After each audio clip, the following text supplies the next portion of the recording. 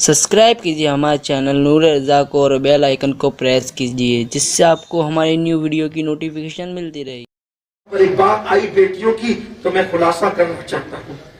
आजकल बेटे पैदा हो बड़ी खुशी मनाई जाती है, मिठाइयां बंटती है, बेटा हुआ है और शेयर किया जाता है, बेटा हुआ है, बेटा हुआ है, बेटा। बेटी पैदा हो किसी को पता ही नहीं चलता, मुंह उतर जाता है, मुंह सिया हो जाते हैं, चेहरे की रौनक उड़ जाती है। क्यों क्यों? बेटियों के दुश्मनों सुनो, ये भी दीन से दूरी का नतीजा है कि आज बेटियों से नफरत की जा रही है। बल्कि हैरत तो इस बात पर है कि बाप का तो मुंह उतरते ही उतरता है, माँ का भी मुंह उतरता है, बेटी पैदा होगी। मैं पूछता हूं मेरी बहन, तू बेटी की पैदाइश पे गमगीन है तो तू कौन थी? तू भी तो बेटी है, जवान होने के बाद तू मां बनी है। बेटियों से नफरत करने वालों को कहना चाहता हूं, सुन लो, हमारे बुजुर्गों ने फरमाया जब बेटा पैदा होता है तो कुदरत कहती है जा और अपने बाप की मदद कर। जब बेटा पैदा होता है तो कुदरत कहती है जा और अपने बाप की मदद कर, लेकिन जब बेटी पैदा होती है तो कुदरत कहती है जा ताकि मैं तेरे बाप की मदद करूं। बेटा, जुमले पे गौर करें, बेटे की पैदाइश पर कहा जा रहा है तू जाके अपने बाप की मदद कर, और बेटी की पैदाइश पे कहा जाता है जा ताकि मैं तेरे बाप की मदद करूं। तो बेटा पैदा होने पर बेटा बाप का मददगार बनता है, और बेटी पैदा होने पर बेटी के बाप का मददगार अल्लाह बन जाता है। मुझे बताओ, बेटा जवान होकर बाप की मदद करेगा या नहीं करेगा, इसकी कोई गारंटी नहीं है, लेकिन मेरा अल्लाह जिसका मददगार हो जाए फिर उसको किसी की मदद की जरूरत ही नहीं पड़ती। और फिर सुन लो, मेरे आका अलैहिस्सलाम का फरमान है कि जिस घर में बेटी पैदा होती है उस दिन उस घर में 70,000 फरिश्ते उतरते हैं।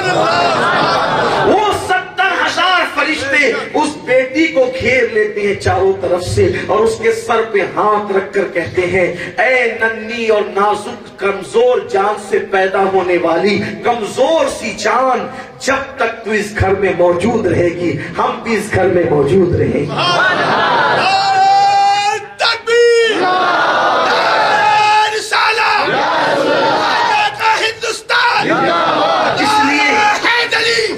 इसलिए मैं आपसे भी और अपनी बहनों से भी कहता हूँ, बेटियों को बोझ मत समझना, बेटियों से नफरत मत करना, इसलिए कि बेटी अल्लाह की रहमत है, बेटी अल्लाह की तरफ से रहमत है। बल्कि कुर्बान जाए, एक मर्तबा मेरे आका अलैहिस्सलाम और मेरे सरकार के साथ उनके सहाबा कहीं पर जा रहे थे। सहाबाए किराम ने एक मकान देखा, घर देखा। हुजूर अलैहिस्सलाम के साथ रहते रहते सहाबा की नजर में वो तासीर पैदा हो गई थी कि सहाबाए किराम जाहिर को देखने के साथ साथ बातिन भी देख लिया करते थे।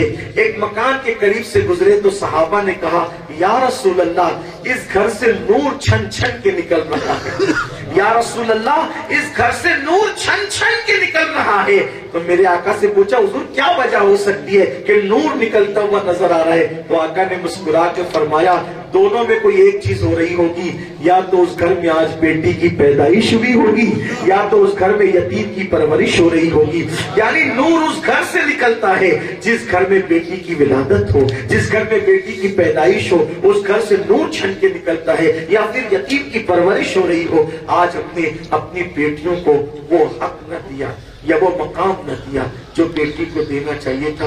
बल्कि बेटी की बात आई है तो अर्ज करूं, मेरे आका अलैहिस्सलाम फरमाते हैं, अगर तुम्हारे घर में एक अदद बेटा हो और 3 अदद बेटियां हो और तुम सफर से आओ और गिफ्ट लेकर के आओ, तो पहले एक लौते बेटे को गिफ्ट मत देना, बल्कि पहले गिफ्ट बेटी को देना। इसलिए कि बेटियों का दिल बड़ा नाजुक होता है। जिसने बेटी का दिल दुखाया उसने मुझ मोहम्मद का दिल दुखाया। बेटी का दिल दुखाना नबी का दिल दुखाने के बराबर है। मेरे आका ने बेटी से कितना प्यार किया। आका अलैहिस्सलाम जब सफर पर जाते थे तो सबसे आखिरी में सैयदा फातिमा से मिलते थे, और जब सफर से वापस आते थे तो सबसे पहले सैयदा फातिमा से मिलते थे। गोया के नबी का सफर फातिमा के घर से शुरू होता था और नबी ये पाक के सफर का इख्तिताम सैयदा फातिमा के घर पे होता था। अंदाजा करें तो याद रखना, बेटियों को जिल्लत की निगाह से न देखें, बल्कि आजकल तो बेटी को रिश्ते देर से आते हैं। जो आता है बेटी के सामने कहते हैं इसके लिए कोई रिश्ता देखो, रिश्ता नहीं आ रहा है, इसके लिए कोई रिश्ता देखो, रिश्ता नहीं आ रहा है। बेटी ऐसा महसूस करती है मैं अपने माँ बाप पे बोझ तो नहीं हूं। मत बोझ समझो, अल्लाह उनके सदके तुम्हें नवाजता है, और बेटी का बाप होना ऐब नहीं है। मेरे आका ने फरमाया, ऐ लोगों मैं मोहम्मद बेटियों का बाप हूं, इसलिए बेटियों से नफरत नहीं कर। आजकल तो सोनोग्राफी के जरिए से, अल्ट्रासाउंड के जरिए से पेट में क्या चेक किया जाता है, और उसके बाद अगर बेटा होता है तो रहने दिया जाता है, और अगर बेटी होती है तो उसको मां के पेट में ही कत्ल कर दिया जाता है। रसूलुल्लाह के दौर में काफिर जितना जुल्म कर रहे थे, उससे ज्यादा क्या आज हम बड़े जालिम नहीं हो गए इस मामले में? कितने जालिम हो गए? रसूलुल्लाह का निज़ाम रहमत हमने कहां छोड़ दिया? नबी ये पाक के दौर के काफिर तो बेटी को पैदा होने के बाद दफन कर देते, जिंदा कत्ल कर देते। हम तो बेटियों को पैदा होने से पहले दफन कर दे, बल्कि दफन भी नहीं करते, पेट में काट कर गटर में बहा रहे। याद रखना, और अच्छी तरह से याद रखना, क़यामत के दिन यही कत्ल होने वाली बेटियां अल्लाह की बारगाह में दावा करेगी, मौला हमारे माँ बाप से पूछ हमने क्या कसूर किया था, हमने क्या कसूर किया था कि पैदा होने से पहले माँ के पेट में हमें कत्ल कर दिया गया। इसलिए बेटियों को कत्ल मत करो, और याद रखना बेटियों के दुश्मनों, बेटी बाप से जितना प्यार करती है उतना बेटे के दिल में प्यार नहीं। गुफ्तगू दूर निकल रही है, लेकिन मुझे मेरे किसी भाई ने इशारा किया था तो मैं अर्ज कर रहा हूं, एक आर्टिकल का खुलासा पेश करके अपनी गुफ्तगू को इख्तिताम की तरफ बढ़ाते हैं आगे। एक दिन मियां बीवी ने आपस में बैठ करके अपने मसाइल शेयर किए। बीवी ने कहा मुबारक हो, डॉक्टर ने खुशखबरी सुनाई है कि मेरे पेट में बच्चा है, आपकी क्या ख्वाहिश है कि बेटा पैदा होना चाहिए कि बेटी? शौहर ने कहा मैं बेटी चाहिए, मुझे बेटी चाहिए। बीवी ने कहा क्यों, तुम बेटी क्यों चाहते हो? तो उसने बताया बेटी इसलिए चाहता हूं कि एक दिन हमारे घर में वाकया हुआ था, उस दिन से मुझे बेटी से प्यार हो गया। बीवी ने पूछा कौन सा वाकया? बीवी ने पूछा कौन सा वाकया हो गया था? तो शौहर ने बीवी को याद दिलाया, वाकया ये हो गया था कि जब हमने शादी की प्यार मोहब्बत की शादी, तो हमने एक दूसरे से वादा किया था, तुमने भी मुझसे वादा किया था कि तुम्हारे माँ बाप आएंगे तो हम उनको अपने घर में दाखिल होने नहीं देंगे, क्योंकि उन्होंने हमारा बाइकाट किया, हमें जलील किया, हमें रुस्वा किया। तो मैंने वादा किया था कि हाँ मैं अपने माँ बाप को अपने घर में आने नहीं दूंगा, क्योंकि उन्होंने हमें जलील किया, रुस्वा किया, हमारी शादी में रुकावटें पैदा की, बेइज्जत किया, हमें समाज से बाहर किया, इसलिए ऐसे माँ बाप को मैं अपने घर में आने नहीं दूंगा।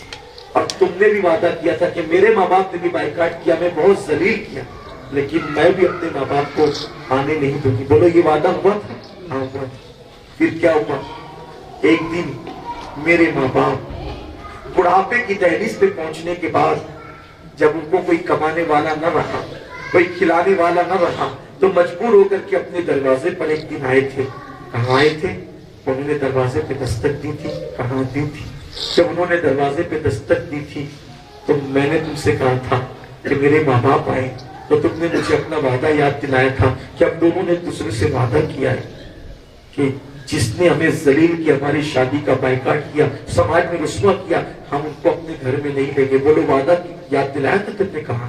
تو میں نے اس وعدے کو یاد کر کے کہا تھا کہ ٹھیک ہے, میں اپنے ظالم ماں باپ کے لیے دروازہ نہیں کھولوں. یہی ہوا تھا, ہاں یہی ہوا تھا. کہ پھر چند دن گزرنے کے بعد تمہارے ماں باپ آئے تھے. چند دن گزرنے کے بعد تمہارے ماں باپ آئے تھے. کہاں جب وہ مجبور ہو کر آئے تھے تو انہوں نے دستک دی تھی, تو تم نے کہا تھا کہ دروازہ کھول دوں. تو میں نے پھر تمہارا وعدہ تمہیں یاد دلایا تھا کہ تم نے بھی تو وعدہ کیا تھا کہ جس ماں باپ نے ہماری شادی کا بائیکاٹ کیا ہم ان کو کبھی اپنے گھر میں نہیں لیں گے. اور جب میں اپنے ماں باپ کو گھر میں نہیں لیا, ان کو میں نے واپس کر دیا, اور تمہیں بھی واپس کرنا چاہیے. تو تم نے مجھے کیا جواب دیا تھا؟ تمہارے وعدے کی ایسی کی تیسی, میں کسی ایسے وعدے کو اہمیت نہیں دیتی کہ جو میرے ماں باپ کو چھوڑ دے. واللہ میں تو سارے وعدوں کو پیروں تلے کچل دوں گی, لیکن اپنے ماں باپ کو جو میرے گھر پہ چل کر کے آئے ہیں میں کبھی ان کو رسوا کر کے واپس نہیں کر سکتی.